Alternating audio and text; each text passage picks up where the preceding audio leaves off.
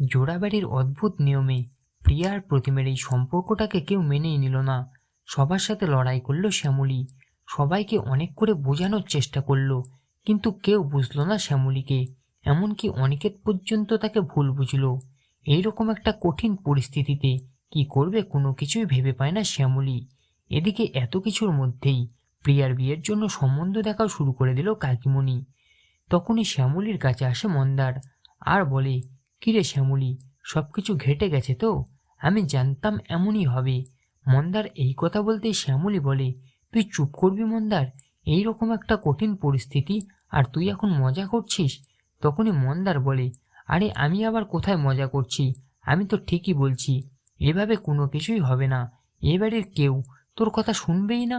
আমার কাছে একটা প্ল্যান আছে, আমরা যদি এটা ঠিকমতো করতে পারি তাহলেই দেখবি আমরা খুব তাড়াতাড়ি প্রিয়া দিদি আর প্রতিম দাদার বিয়েতে পেট ভরে মাংস খাবো। আর তারপরেই শ্যামলীর কানে কানে নিজের প্ল্যানের কথা জানায় মন্দার। মন্দারের বুদ্ধি শুনে শ্যামলীর মুখে যেন হাসি ফিরে আসে আর বলে, মন্দার, তোর যে এত বুদ্ধি সেটা তো আমি জানতাম না। এই শুনেই মন্দার বলে, তুই কি আমাকে যেমন তেমন মানুষ ভেবেছিস নাকি? আমি সাধারণ কেউ নয় রে। মন্দার চৌধুরী একাই কত ব্যাংক ডাকাতি করেছে, উত্তরবঙ্গের এত পুলিশও মন্দারকে ছুঁতে পারেনি। তখনই শ্যামলী বলে, তবে তোর প্ল্যান মতো আমাদের সবকিছু ঠিকঠাক করতে হবে, আর তারপর দেখব কিভাবে বড় দাদু ছোট দাদু নিজেদের নিয়মটা বজায় রাখে।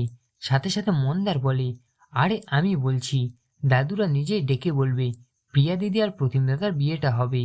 তো বন্ধুরা, কি এমন প্ল্যান করলো শ্যামলী আর মন্দার যা থেকে জোড়াবাড়ির এতদিনের নিয়ম ভেঙে প্রিয়া আর প্রতিমের বিয়েতে রাজি হয়ে যাবে সবাই? আপনাদের কি মনে হয় কমেন্ট করে অবশ্যই জানান। মূল ধারাবাহিক দেখতে হলে অবশ্যই চোখ রাখুন সি বাংলার পর্দায়।